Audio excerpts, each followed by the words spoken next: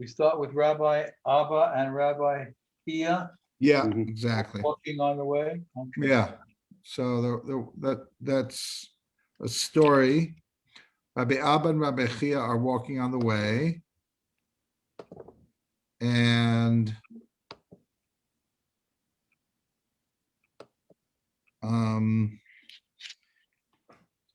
Rabbi Chia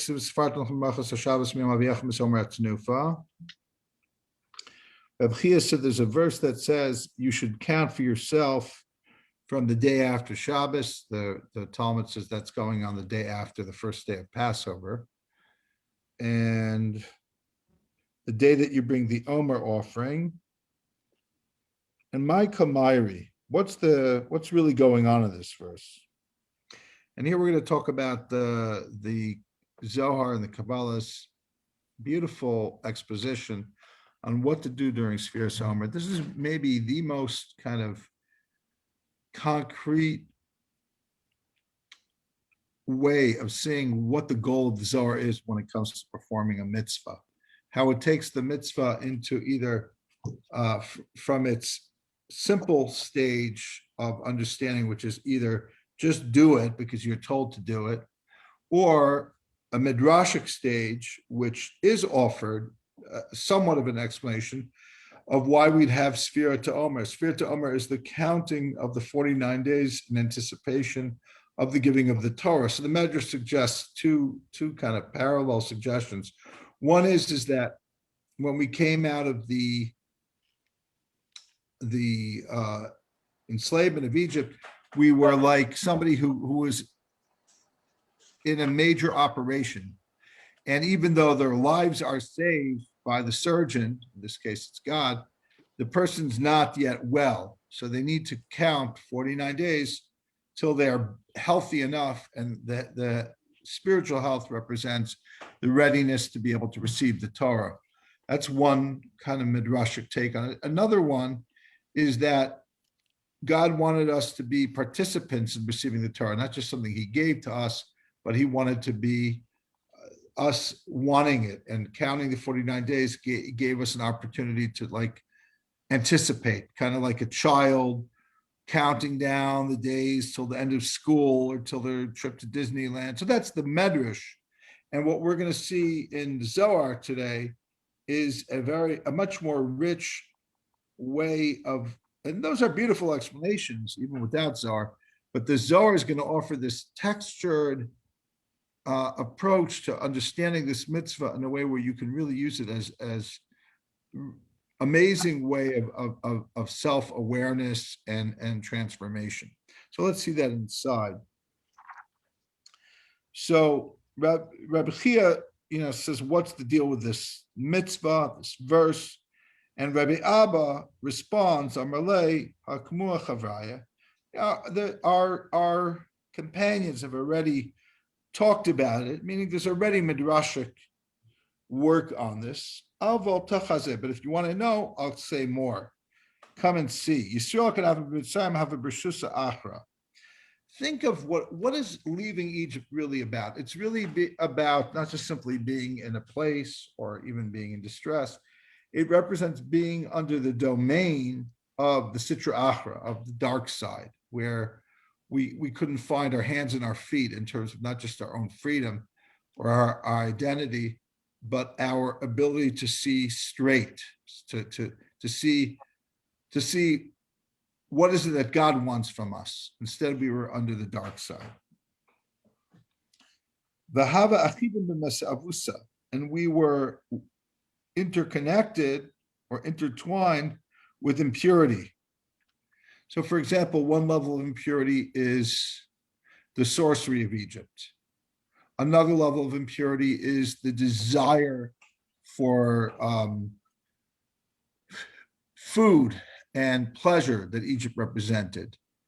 So another one is just the anxiety of the people who have power over us. So these are all like symbolic of many of the things that we all struggle with. And then it gives another parallel to Ki'itza da Karhava Yasva B'Yom Misavusa. we know in Jewish culture, in Jewish practice, Jewish law, there is the law of the nida, of the woman who sits originally in her own tent, on her own. She's not even supposed to sit on a thing that is pure, so to speak, if she's the wife of a Kohen or something. Until today, there's certain cultures when the woman is menstruating that she kind of has her own tent. So we may have had more of that type of phenomena in the time where Tuma and Tara was more than just a nida, when it was something that affected kachim and trumot and things like that, foods that had to be ritually protected. So we understand that it's not a physical impurity. It's not that the woman is unclean, like in a dirty sense, but it's some relationship with something that she has to come out of the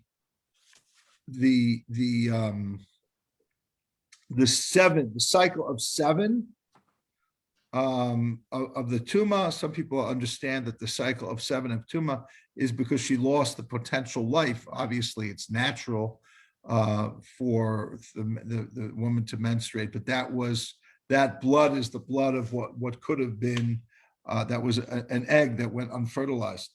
So I'm not a biologist, so my apologies. I don't really know how that works at all. But so the 7 days represent the seven Sephirat. And there's a parallel to what is going on. If we're in a much greater state of impurity, a real state of impurity, that we're under the dominion of the dark side, living in Egypt, or what that ever represents. So then, once we come out, which is a process, what do? Basu is Gazu. First, we did two mitzvot. The first of them was we circumcised ourselves. And alu b'chokah kudsha de'ikar bris, and we entered into a portion, a relationship with the Holy One, blessed be, called the circumcision, which is connected to Malchut, to Yesod, Kivan to Isachduba, and then once we were connected to that level, Pasak Misavusa Minayu, then the side of Tuma that was cleaving to us ceased to have its power. And then what we know we did is, in addition to that, the other mitzvah we did is we took Mashchu K'chulachem Sel Beit Avot. We removed ourselves from the worship of idolatry, from the ideas of idolatry, and we took a lamb to be offered as a Pesach lamb. So Keda Itza Katpasku Mina Deme Misavusa. Like a metaphor, a woman whose bleeding stopped. It's kind of a sexist metaphor, but the idea, so let's not get too into the bleeding of a menstruating woman. But the idea here is that because that's gonna be taken the wrong way. So just understand it more simply as we were in this place that we needed to get out of to be able to be spiritual. And that's exactly what happened through the process of the bris milah and the taking of the Pesach offering, but we were still not ready. So now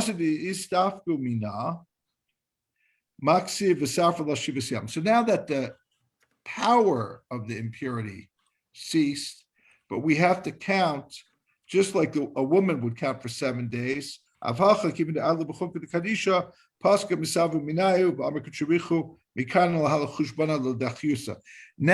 that you're not in the control of the dark side, it's time to make accounting. It's time for purification. Now, the woman, the idea here is a woman doesn't have a baked in, so to speak, to count for her. She counts for herself. It's her counting.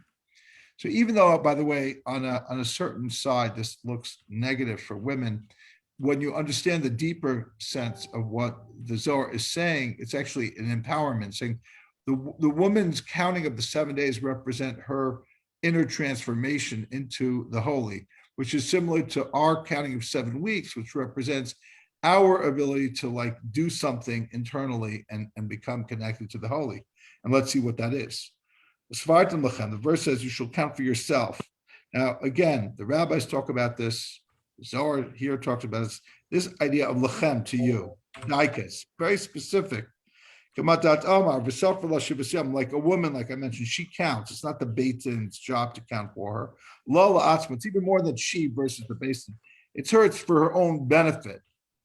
Meaning it's for her own, the 7 days of the counting for a woman is seen as an ability for her to transform herself into a new person.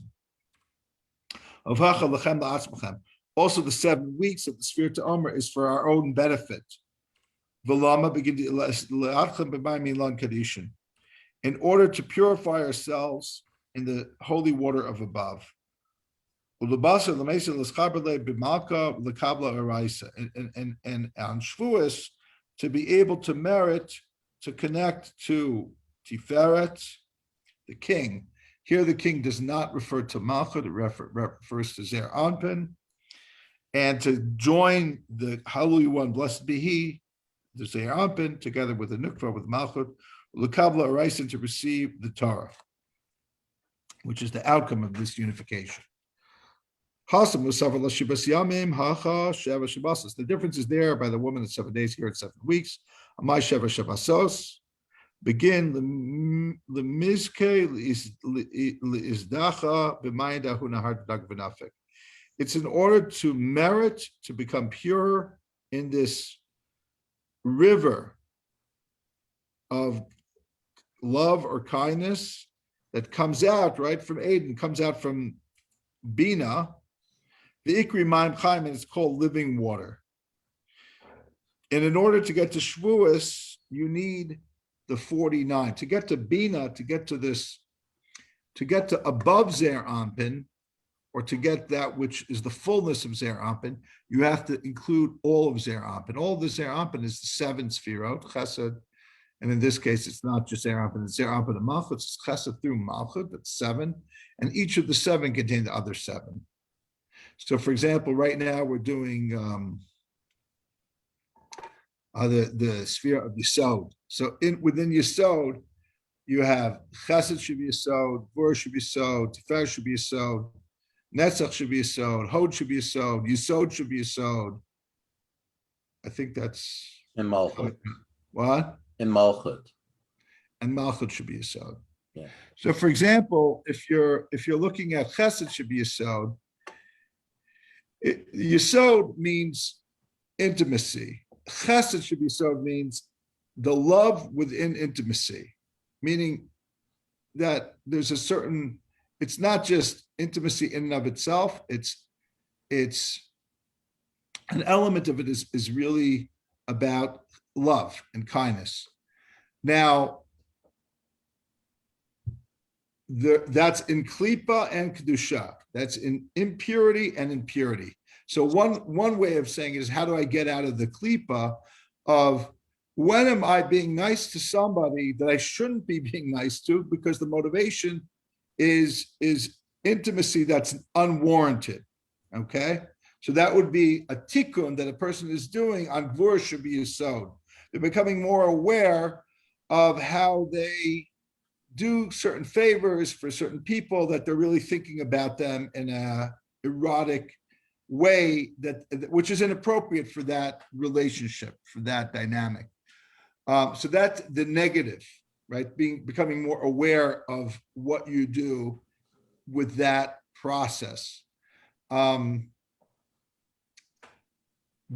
should be yesod would represent, are you taking the prerequisite measures of creating boundaries to protect your sacredness of intimacy? That intimacy isn't just a random thing that's just for pleasure, irrelevant of who's participating with it. And that requires boundaries. That requires, so for example, for Gvura should be yesod, to be more successful, the person has to protect their own actions and their own activities that could cross the boundaries of what creates a safe space in their intimate life, by not betraying their partner, by not beginning a process that could eventually lead to betraying their partner, even if it's far removed from that. So that's Gvura should be Yisod.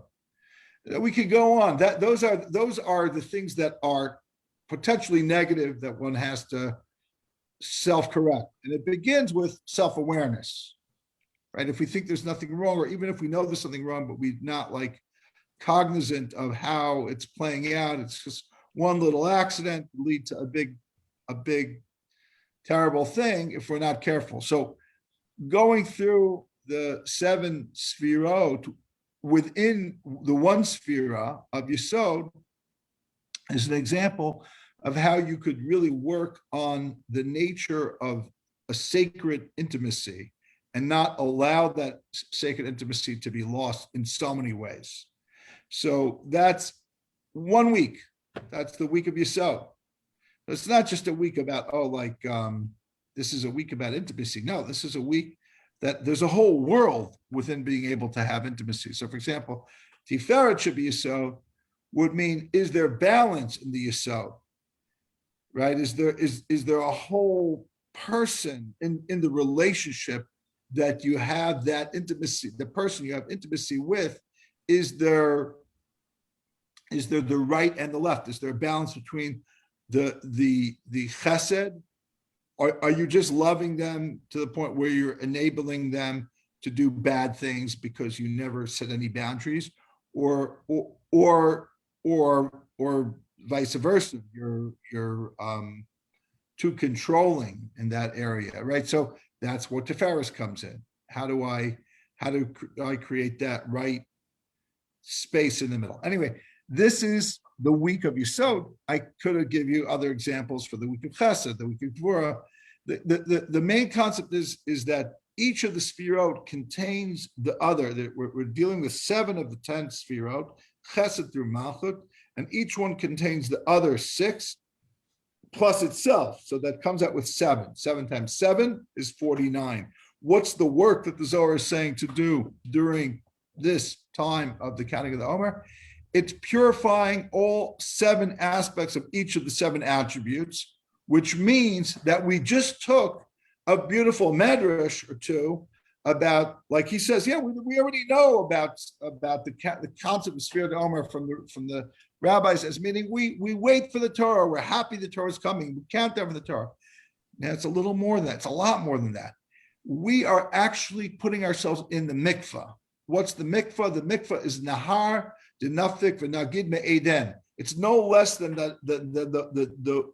the spiritual river of chesed that emanates from bina, which is a much higher level of consciousness that you can only attain if you've worked through this level of self-awareness to be able to transform the klipa of each of the 49 elements of this midot into kedusha. So now we went from a mitzvah of counting 49 days to changing your life. That's what the Zohar is at. The Zohar is offering. You know why the people don't want the Zohar? Not because of a bonfire or too many people in Meron. Those people, they're good people, but that's not the Zohar. The Zohar is, it's a celebration. It's obviously connected to the Zohar. I'm not putting it down, but the Zohar is this. This is the Zohar. This type of mitzvah, that's a mitzvah that you can take that and change your life with that mitzvah. Okay, so that is, if you want to know why people do such crazy things, is because when they learn this Zohar like this, they're hooked. They lose their mind because it's so like beyond anything they understood until now, that they'll just like, okay, where do I go? What do I do? How do I sign up for this? The answer is you sign up. You do it.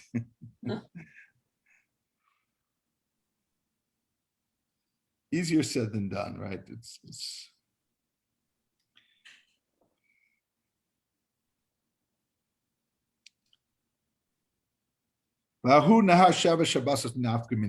That's the river that the 7 weeks come out of.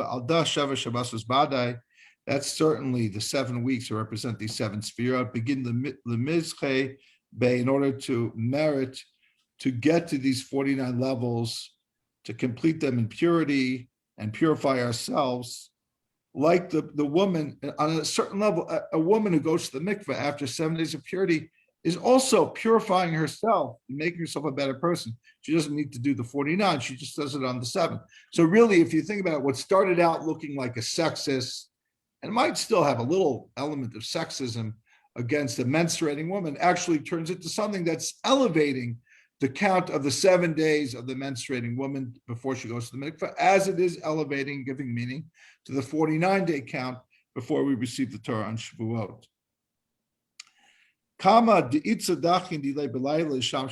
Now let's get more specific. When does a woman purify herself? So she goes to the mikveh in the evening because she's going to be with her husband. That's why it says when it talks about the purification, we know that there was the manna fell on top of dew. It was in a layer of dew above it and below it. But there's another meaning in dew. Dew represents purity. So it says when the dew fell on the camp in the evening, al hamachna. Right, that it's a grammatic term. Laila. It's specific al hamachna. Al hamachna begin the yard mahu nekuda.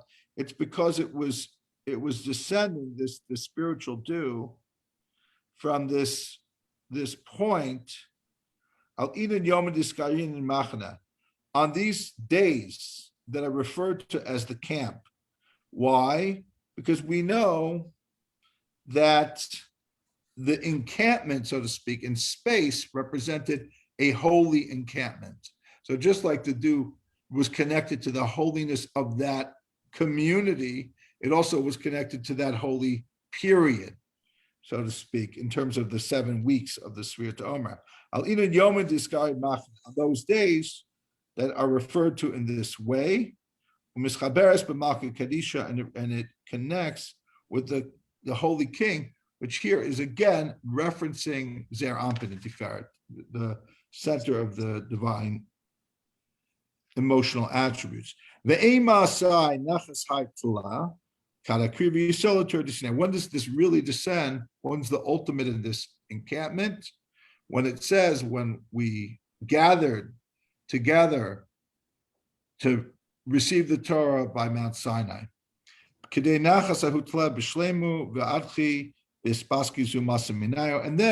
that reflected on our purity and the stopping of a certain zuma, a certain kind of spiritual dirt, or in other words, it's not just sweat or dirt. There's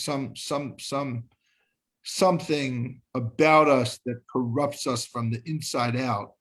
Stopped. Instead, we became connected to the king, which is Zer Ampin and Malchus, and we received the Torah. We've talked about this. All rivers flow into the sea.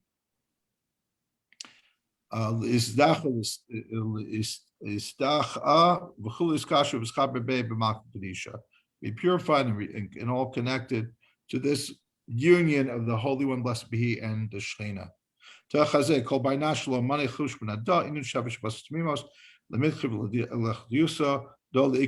If you don't do this process, which according, unfortunately, the simple reason is you have to do the mitzvah. Deeper is you got to do it the way the Zohar says it to really purify yourself. If not, you're not pure.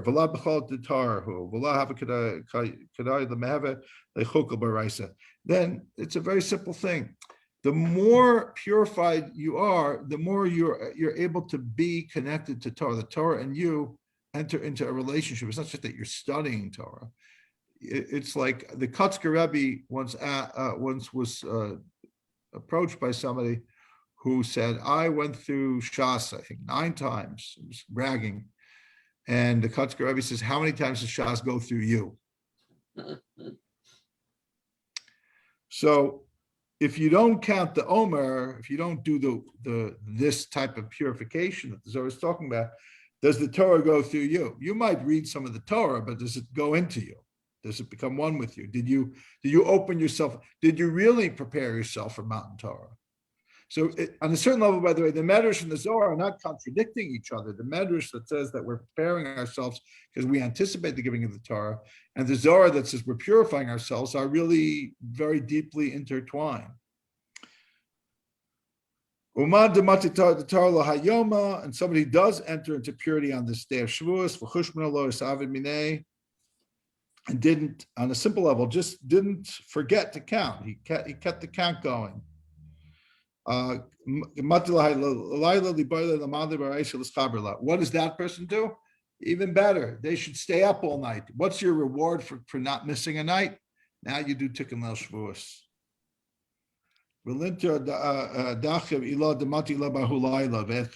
I have a new thing. Nobody should go to Meron unless they finish the Zohar that year. It's not about going, so it's a big celebration. Go learn the Zohar, and if you finish the Zohar, you'll go to Meron. Most of the people who finish the Zohar won't even feel they need to go to Meron because Meron will be in them. But so it's the same thing. Tikkun Leil Shavuos, he's saying, is you get to Tikkun Leil Shavuos, the inner idea of the Tikkun Leil Shavuos. By the way, what is Tikkun? What is Tikkun? What does it mean? We're about to find out what Tikkun Leil Shavuos means. Leil Shavuos, we mean the night of Shavuos. Tikkun, we think it means to stay up all night, but why? Hint has something to do with going to Mikvah. But let's go on to see.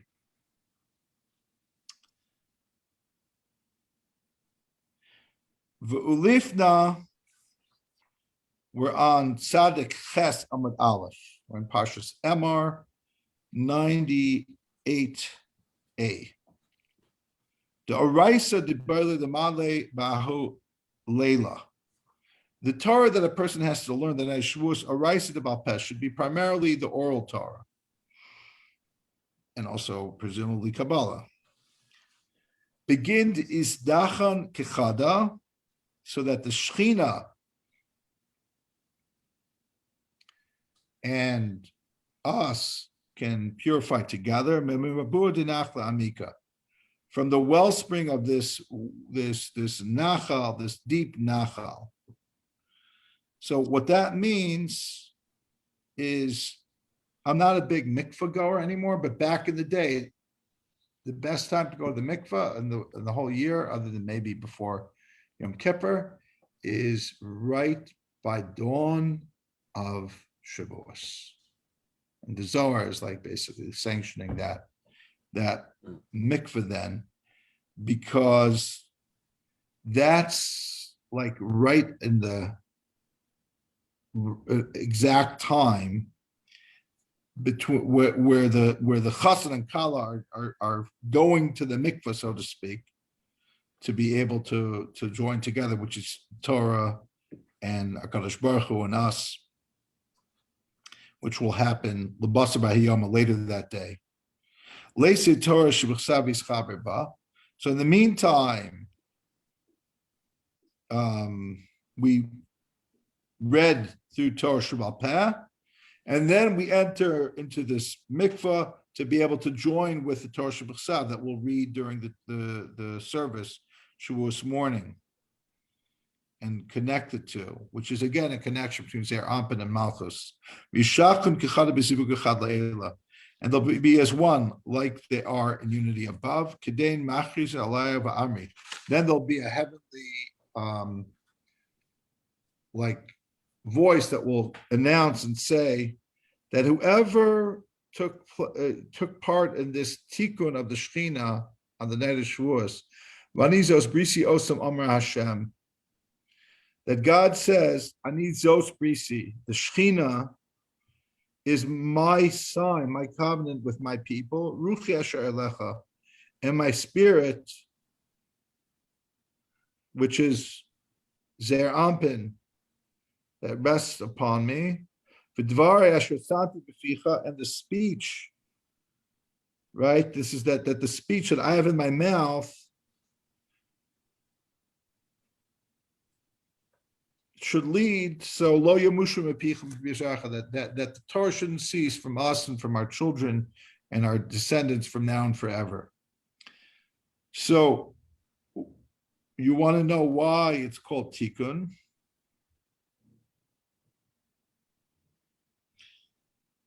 If you haven't gotten it yet, we'll continue. It's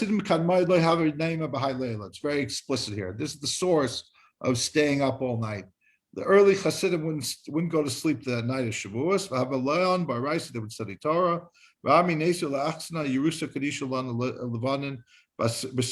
They would say, come inherit the Torah, which is inheritance, holy inheritance for us and our descendants in both worlds. And that night, the whole community, the mystical community of Israel, which was the Shekhinah, would crown herself with this crown, and prepare to be intimate with her husband, which is their Ampin, which is Tiferet.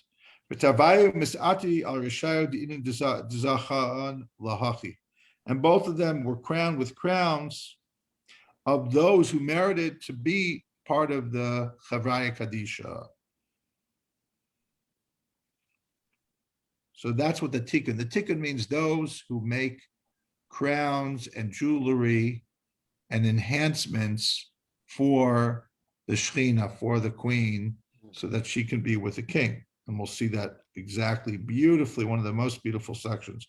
But isn't it sort of interesting? Because before, it's like, let's say the metaphor to the woman, it's obvious if the woman doesn't purify herself, then obviously there's no going to the ritual bath.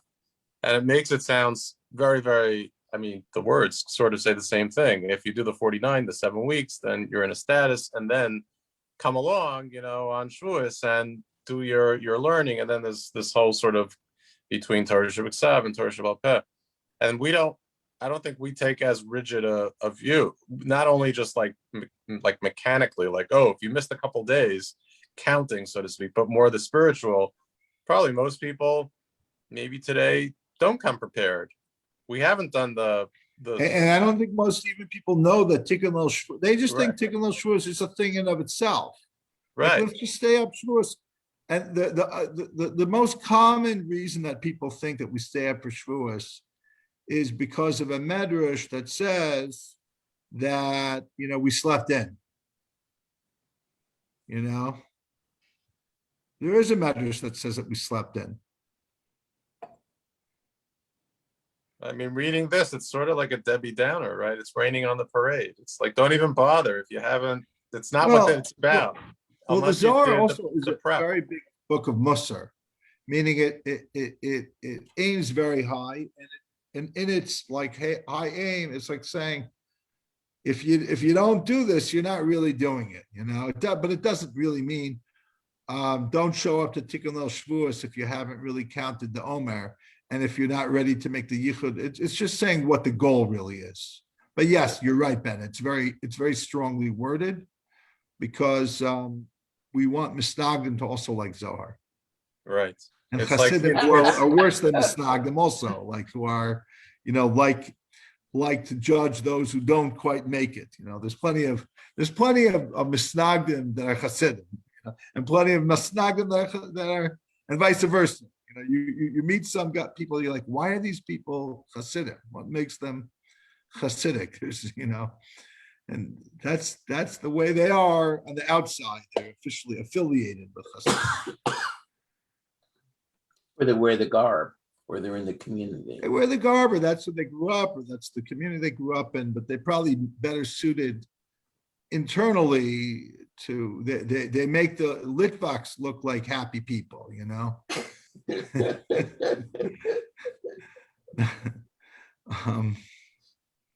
or like they make Litvaks look like unconditionally loving people, because it's not enough what the sign you put up on your door,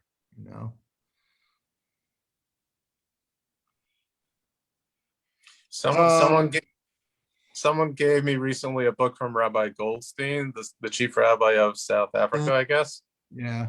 and Rabbi Wine, and it's about the Lithuanian rabbinic tradition. And I told the it's I don't know if you've seen it's like it's a pretty it's fundamental, but like pretty like Well there's done. stuff in there. Yeah. But the interesting thing is like what you're saying is that it's very much like a throwback, because today I think everything is a cholent. It's almost like, you know, a Litvak, Lithuanian. South Africa has a pretty heavy Litvak background for the Jewish community there. Yeah. But in the world, it's like, obviously, it's a cholent. It's a cholent. your blue shirt, a green shirt, a white shirt, a black shirt. But at the end of the day, well, people what was that? What's that famous comedian Rodney? What's his name? Dangerfield. There's a picture of Rodney Dangerfield. It was a meme before Pesach. He says, I walked into Lakewood with a blue shirt and 10 people asked me to buy their chametz. Because he mentioned the blue shirt, you know. It's a joke. Yeah. It's a good one. But it's really a joke, because the truth is that a lot of the blue collar workers actually are Hasidic. Like in the community, like people, like you won't find a Lithuanian being a plumber. I mean, I know actually one, but it's much more like they'll actually, not everyone, but they actually get into like work. Like I've seen even in the city, construction workers, like legit. Yeah, no, I often see Hasidim making deliveries of, you know, like just maybe they haven't gotten into Amazon so much, but I see them, you know, going into Zabar's, the not the main store, but like wherever, you know. They only do the herring delivery. No, they do the baked stuff. They're I see specialists. their trucks and their stuff. Yeah.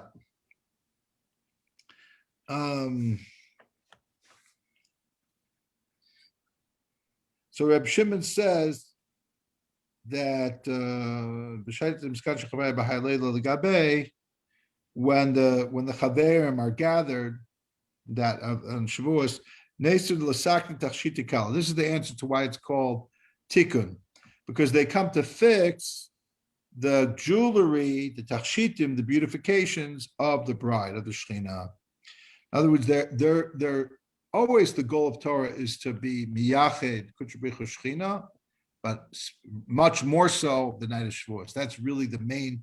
It's like, look, a couple, that's part of being a couple, is being intimate. So a lot of times people come to me and say, Rabbi, I have a small issue in my marriage. What's the issue?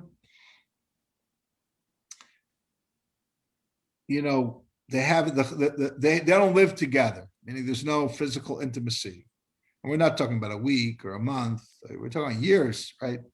And I'm always like, I don't know. That to me is like, that's what the marriage is. Obviously, there's other things to a marriage than just intimacy, but at a certain point, I don't know how people just can, you know, maybe they're just friends or they just have a life together in other areas. But at the same time, that to me is simple, and not just to me, the rabbis understood that that's like a basic part of being married. There's still the wedding night, meaning, yes, the couple is intimate, you know, many times, God willing. God should bless them, as outlined in the Gemara and whatever.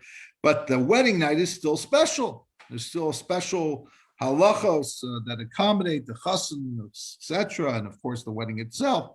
So that's why I say all times you learn for the sake of the unification of the Holy One, blessed be Shekhinah. But there's the wedding night, but the ultimate of the unification is the night of Shavuos and the day of Shavuos. So that is the tikkun. Now, what do? How do we see that? That a kala gets beautifully ready for a wedding more than any other day, more than a date, more than more than an anniversary, more than a birthday. They're all wonderful times, more than a regular mikvah time, because it represents the whole. Like I think the Ragachover says, when you do like the kiddushin, it's going on the whole marriage, however long you're married, the koach of that kedushin is like mamshech, it's drawn out for the entirety of the marriage. And to some degree, the yichud, the unification that happens, the wedding night, is like the source of all those subsequent unifications that happen. And how does it happen? Because you bring the chassan and the kala to the chuppah. And how do you bring them there? You don't just take them by the arm. Sometimes it feels like the chassan and kala are like being kidnapped. They're just like, at this point, we're going to just carry you through to the finish line. You're holding on to them that way they won't run away. So the answer is the kala is a kala. Kala nava chasuda, beautiful kala. How is the kala beautiful? It's not just natural beauty. Rabbi told me that there could be, when you make a bracha on somebody's beauty, if there is such a thing, it's not on the natural beauty, it's on the beauty that they worked so hard to make themselves beautiful. You see a beautiful person, there's a certain level of natural beauty, but the work that they do, and what's the real work? It's the kala. What's the work on the kala?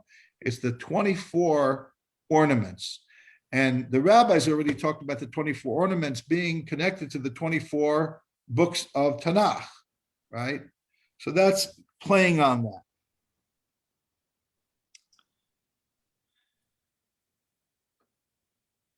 Begin to start that way.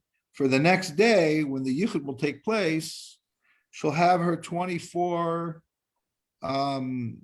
beautifications, which is the 24 svarim of Tanakh that have been learned, and create the ultimate combinations to be united when she comes together with her husband.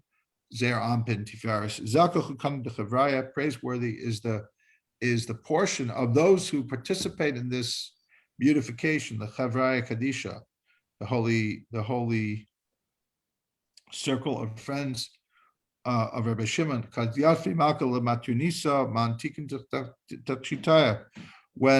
When Israel, the king, comes to be together with the queen, who's going to fix those beautifications, that jewelry, those ornaments,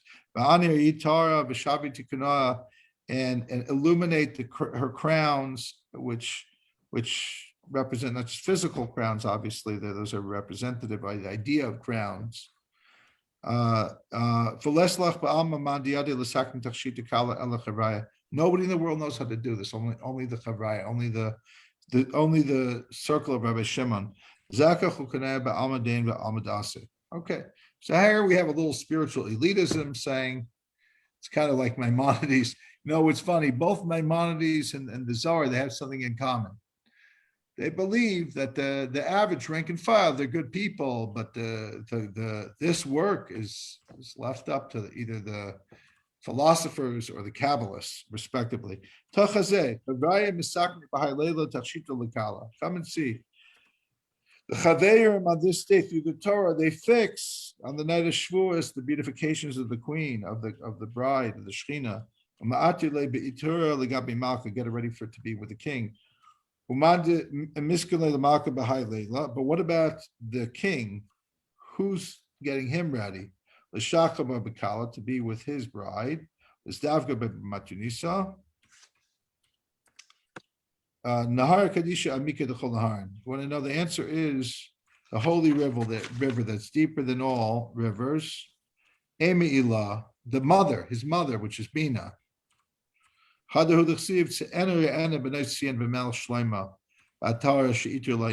beautiful song. I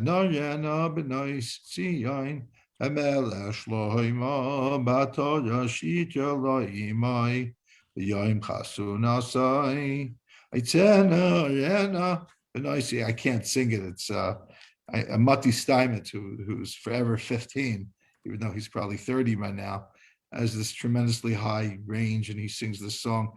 But it's about Shavuos. It's about Matan Torah, and who's giving the Shleima the crown? It's the crown that his mother, Bina, is giving him on the day of his wedding. Okay, the basu de estikin is the makabe isa acheslei asas ladachile la matunisa.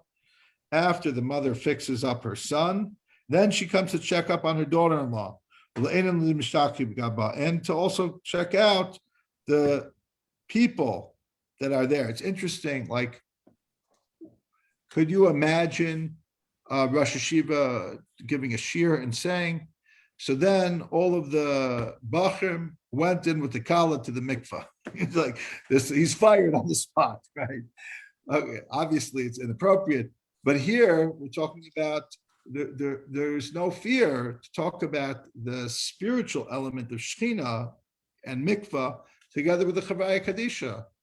Obviously, there's such a high, the higher level you're on, it's like you're not afraid of these things. Obviously, we understand the spiritualness, so you're not getting confused. Lamalka the Havalei Bar Yachida gives a mashal of a king that had a only child, only son. It came time for a shidduch to get him married with a very chashava, royal woman. What does the mother do? All that night, she goes into her, like the queen mother. There's a few kings and queens in the world. So we talk about the Queen of England because she's still alive. God should bless her till 120, in honor of David Newton. I don't even know if David's here today, but just you imagine the treasures that woman has. I mean, it's not just that woman. That woman is the Queen of England, of the British Commonwealth, right? The formerly most powerful nation in the world, and she could go in and hundreds of millions of dollars worth of the most beautiful jewelry, right? So that's what the queen does. The mother of the prince goes and gets the most beautiful things from the vault. This Achesley, and actually it's first he gives for him. I guess there's if you're man enough, you put on jewelry. Afikas levush nemilas albishus, and it's the clothes. It's like silk. It's beyond beautiful. Afikas ituni line b'shivin avdi yakir sakana. I skipped the line. Something that has 70 precious stones in it, and crowns him in that, and then brings us this beautiful garments. So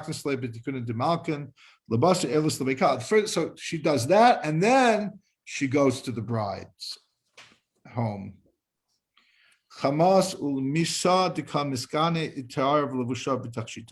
She sees the maidens. The maidens are the tzaddikim, right? That have been preparing the bride with the beautifications that we talked about, and clothing and jewelry, and now she comes to do add in her beautiful things. Amrlain ha'uskinas be tefillah asedami nevayin. So she says, is the mikvah ready? Or it is ready. It's time for the mikvah, right? And all good smells and spices surrounds that water to purify her daughter-in-law. Let my son's bride and all of her maidens come and purify herself, and they should purify themselves, her and them, in that place that I prepared, in that special mikvah that by me. Then she gives this beautiful jewelry, puts it on her daughter-in-law to be Abishul al-Levushan, and beautiful garments. Atul Batir puts on her crown. Then the next day, when her son comes to marry this beautiful noble woman, they'll fix the beautiful wedding hall for everyone. And they will have a holy abode to live in together. They used to, by the way, they would build a wedding hall that would also serve as the future home for the bride and groom. So too, the holy king and the bride of the king.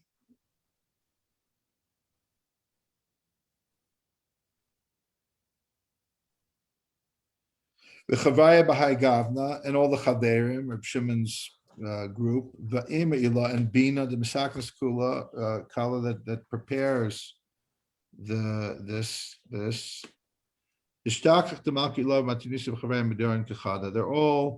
They're all staying in the same place. Below is misparshin alman, and they don't separate for any time. That's what the verse says. Hashem yagur ba'alecha holakam pal tzedek manhu pal tzedek ela elon inan de misaknim matronisa b'tachshita b'lebusha b'itara b'cholchad pal tzedek ikri. It's interpreting the pile tzedek. Pile tzedek means like a pile is like a worker, one who works in righteousness, who creates these people who do the tikkunim on the matronisa and the beautifications and so on. They're the ones who make a actual. They're the like the tikkun means to make to fix something. But they actually fix this in the world. They're tzedek. They're fixed. They fix righteousness. Reb Chia said, if I never heard anything else in this world, but just this, Dayenu would have been enough. How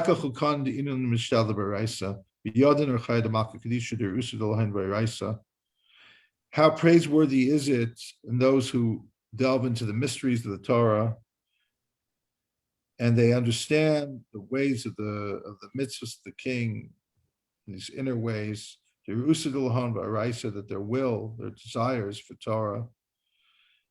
And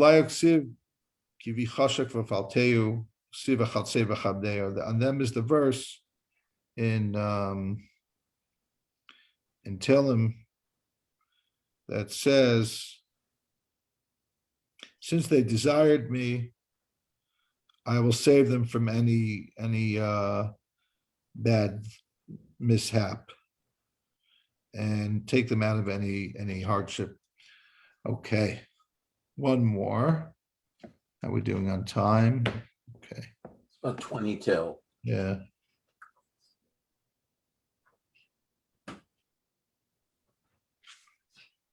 Okay, we'll skip a little bit because it's very similar to the next piece.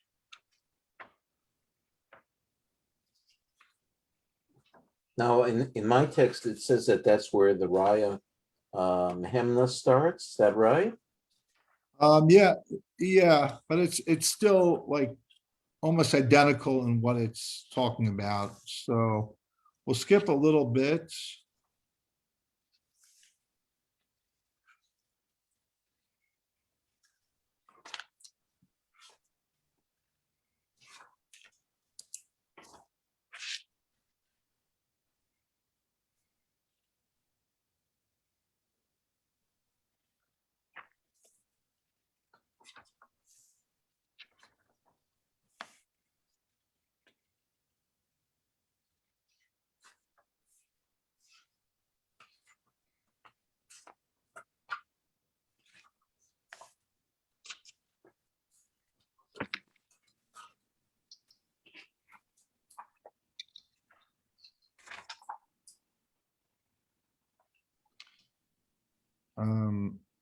Okay, this is a nice piece. We've done it before. We'll do it again.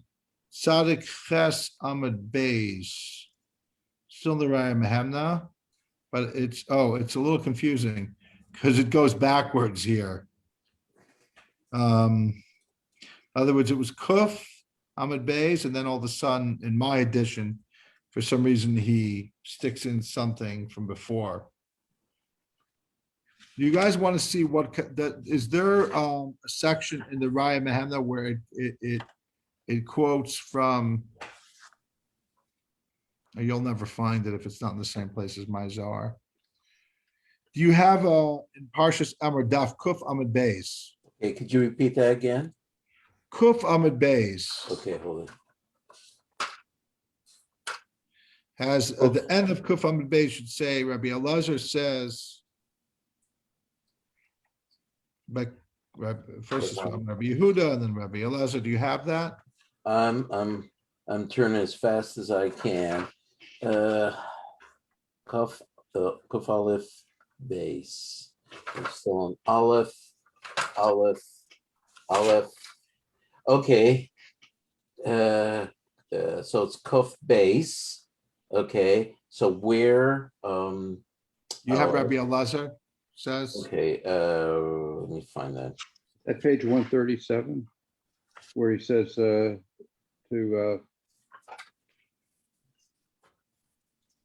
blast the shofar on the new moon. Rabbi Eliezer? Yeah, well, it mentions him on page 137. I don't know if that's the right. Yeah, it says Rabbi But he Eliezer said- Sha'al Ribi Shimon Avoy. Is that it? It says, I don't know the original, but it says the moon is then covered. How is it covered? Yeah. Could you read right after that? Okay, that would be page 138. Okay, read like one paragraph later, a short paragraph, like 10 lines later. Come Good. and see, for thus it is written. Yom HaKippurim hu. Yom HaKipurim hu, thus it is written, Yom HaKippurim hu, it is the day of atonement. Yom HaKippurim hu, it is the day of atonements. The verse should Yeah. read. Okay, it Yom doesn't Min- have the Matt edition and the Masak Midvash edition are different here. Oh, I see what you have, I think. It's just different. It's in a different place there. So I'm not going to try to get you to find it. It's going to be too complicated. I'll just read a little bit of it because whatever, why not? So in the seventh month, I won't read it in Aramaic since nobody can really follow it now. It's a mitzvah to blow the shofar. It's a day of judgment, like we've already established. Like it says, Tikkun b'chodesh shofar b'kesleim chagenu, blow the shofar in the month that we say is Bakesa Liyom Chagenu, which either means there's some hiddenness in reference to the holiday, which is referring to Rosh Hashanah or Sukkot. Well, and we've said that that's the day that the holiday that the moon is concealed, and the world is in judgment, because that's the time that the prosecutor makes himself all over the place. And he goes into the door of the king, to the place where there's the Beit Din, to demand judgment against the world. Now you could say, why does this prosecutor have this access and this ability to get in and to demand this judgment? And the answer is because God allowed this prosecutor to go before him and to make his complaints. And he gave him a specific time, like a court. You can't just go before the court without having a court date. That's the date that he gets to go and make his complaints about the world. Can't do it on a regular day, but Rosh Hashanah is the day, because the Holy One, blessed be He, made him and has a place for even him. And the reason why he serves a function is because it puts the fear of God into people. So it's amazing, like the whole source of the fear of God, at least in a lower level of fear, is by the fact that we have a Satan, a prosecutor that's going to go after us. Interesting concept. And the secret of the matter is, God made it so that we should be afraid in his presence. What is it that he did? What is it that he made? He made this prosecutor and gave him a time to to have his charav chada, his very sharp sword over the world, and that way we'd fear the Holy One, blessed be He. And this Mikatreg has five powers, right? It's also the Yitzhara, it's the Malach HaMaves. We learned about this.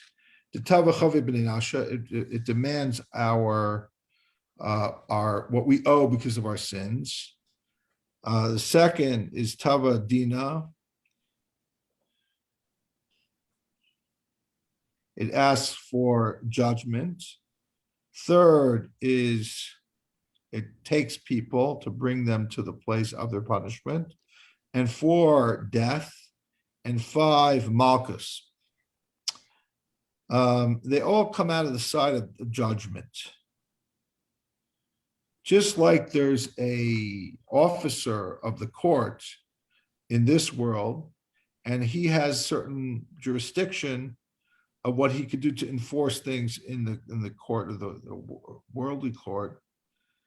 He could hand out summonses for certain people that have violated certain things to come to the court on a particular day. And on those days, we don't say like it's brought down in the Rambam. It's from the Gemara. If somebody hurts a shliach beis din, it's not lashon hara for the shliach beis din to say this person hurt me, and the beis din will then enforce a ruling against them, and so on. So that's their job. They're doing their job, and he's able to open up the court and make decrees against those who he's demanding justice for. And the court can't say, oh, we don't want to, we're not interested, because God is a God who loves judgment.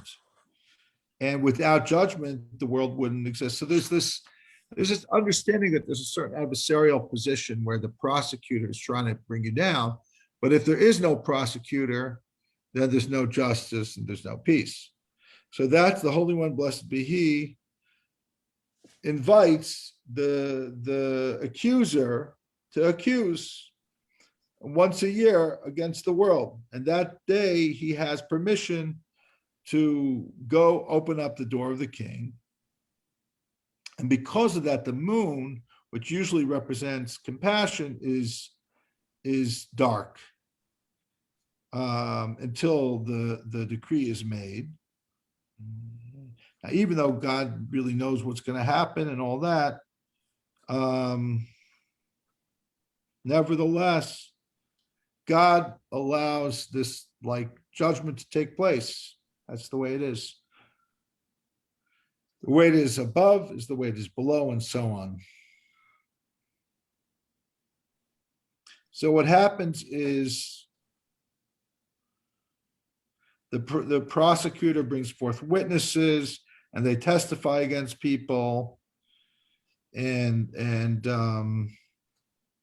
there's eyes that see all the time, like basically computers, the early version that would see what's happening, and woe is to us that we don't pay attention what it is that we're doing, because there will be witnesses that will testify against us, and okay, scary. And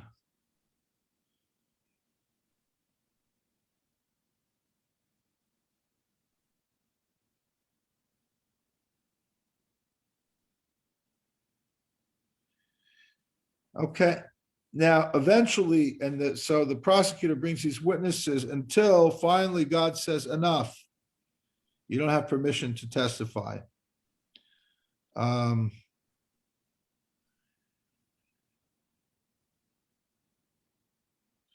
God says, it's all, I have this anyway. I don't need it.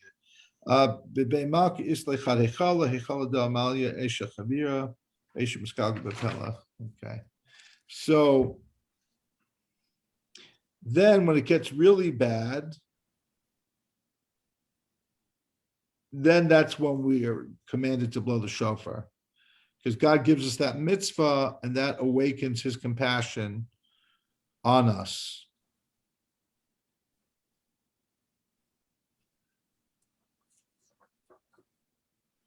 And then Yitzchak comes out on the day of Rosh Hashanah, and he calls Esav, who is the Mekatrig, and he gives him the dishes to eat. Remember the Nazir Adashim that he made. So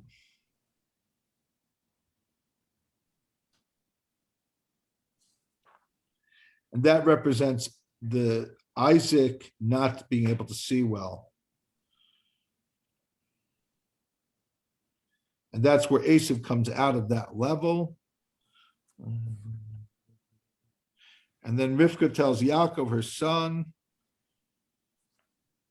that she loves very much.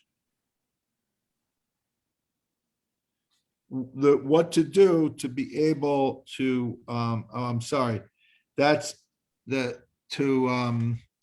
the Nazir Adashim, the Yitzchak asks for Ased li matamim, make tasty things for me from Esav, and that's when Rivka subverts the will of Isaac and tells Yaakov to quickly take the kid and prepare it for Yaakov. Okay, and that's the whole thing. I call Yaakov is the shofar.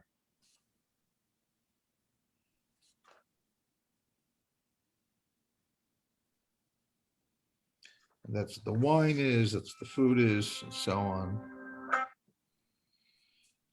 Okay. Sorry, I couldn't get that inside. I have to get ready for Ma'ariv now.